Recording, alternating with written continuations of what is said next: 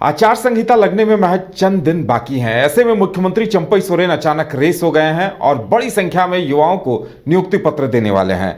7 मार्च को यानी कल के दिन 2820 अभ्यर्थियों को चंपई सोरेन नियुक्ति पत्र सौंपने वाले हैं और बताया जा रहा है कि इनमें कई तरह के पदाधिकारी हैं जिन्हें नियुक्ति पत्र सौंपा जाएगा और इसे एक बड़ी बात बताया जा रहा है। वहीं एक दिन पहले सत्यानंद भोक्ता ने भी बड़ा ऐलान किया है। उन्होंने कहा है कि आने वाले दिन नियुक्तियों के होंगे और जून तक में 20,000 नियुक्तियां करने का वादा उन्होंने कर डाला है।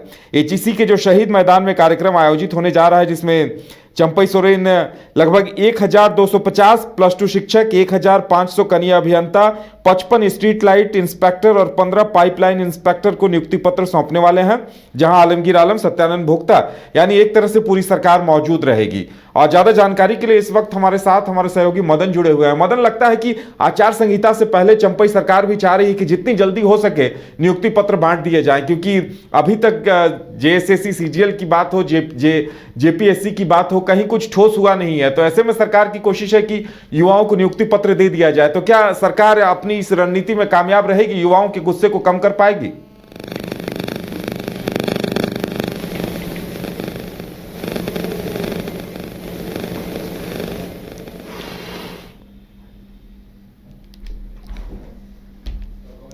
और लगता है कि हमारा संपर्क टूट गया था। एक बार फिर से हम अपने सहयोगी से सवाल पूछेंगे, क्योंकि जिस तरह से चंपई सोरेन सरकार 2820 अभ्यर्थियों को नियुक्ति पत्र देने जा रही है और सत्यानंद भोक्ता ने एक दिन पहले बैठक के बाद कहा है कि जून तक हम 20,000 नौकरियां देंगे, पूरी तैयारियां कर ली गई हैं। तो मदन, हमारा सवाल यह था कि युवाओं में जो गुस्सा है, जेएसएससी सीजीएल पेपर लीक हो, जेपीएससी हो, युवाओं में जो गुस्सा है, क्या आचार संहिता लगने से पहले चंपई सरकार चाह रही है कि कुछ नियुक्ति पत्र देकर उनके गुस्से को थोड़ा कम किया जाए? तो सरकार कहां तक कामयाब रहेगी इसमें?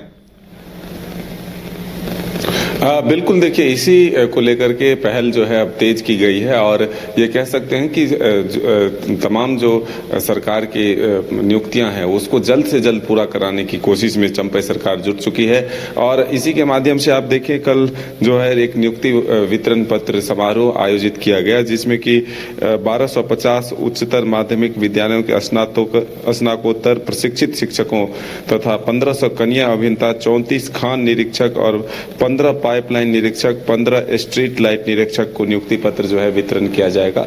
कल शहीद मैदान के पास जो है यह कार्यक्रम आयोजित किया गया है।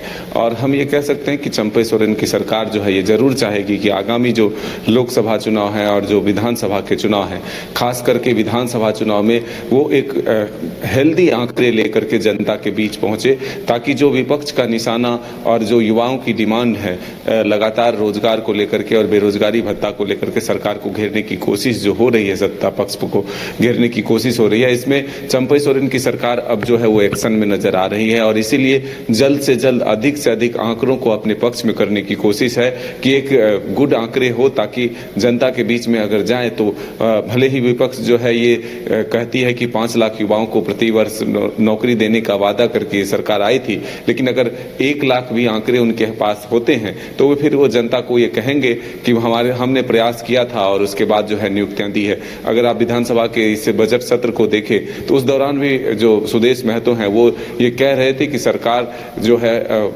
रोजगार देने में असक्षम रही है। खास करके जो शिक्षा विभाग है उसमें 1.5 लाख से अधिक पद खाली हैं।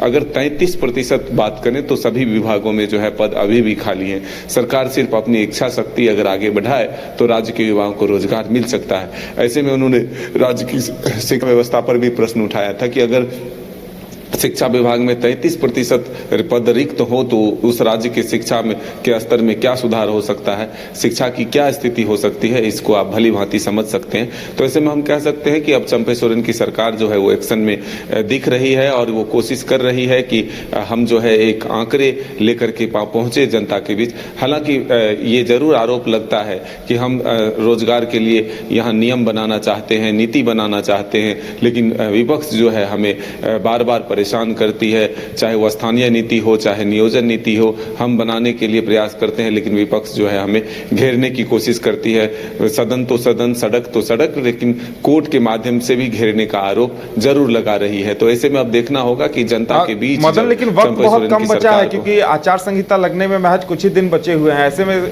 चंपई सोरेन सरकार अगर चाह रही है तो थोड़ा बहुत प्रयास तो कर सकती है। बिल्कुल, देखिए आचार संहिता से पहले ही सरकार ये चाहती है कि जो नियुक्तियां लगभग पूरी हो चुकी है उसे वितरण करने में देरी ना किया जाए। ऐसे में इसीलिए ये कहा जा सकता है कि ये जो कार्यक्रम है वो जल्द आयोजित किया गया और उसके बाद यह तय किया जाएगा कि आखिर आने वाले जब ये लोकसभा चुनाव खत्म हो उसके बाद जो विधानसभा चुनाव से पहले का वक्त हो उसमें कैसे हम एक बेहतर आंकड़े लेकर के जनता के बीच जाएं, ताकि ये तो तय है कि जब चुनावी मैदान में ये सरकार की अपनी जो वादे हैं उसको लेकर के जब ये जेएमएम, कांग्रेस और आरजेडी के लोग जाएंगे तो जरूर सवाल पूछा जाएगा कि आपको 5 वर्ष जो मिले उसमें आपने कितनी रोजगार दिए, कितनी नौकरियां दी, कितने वैकेंसी जो है आपने निकाली। हालांकि अब सीधा जो मैंने बताया कि वो आरोप अब विपक्ष पर भी लगाए जा रहे हैं कि हमारे नियत साफ थे, नीति साफ थे, लेकिन यहाँ जो है बार बार नीतियों को जो बनाने का प्रयास विधानसभा से किया गया उसे कोर्ट से रोकने की कोशिश हुई।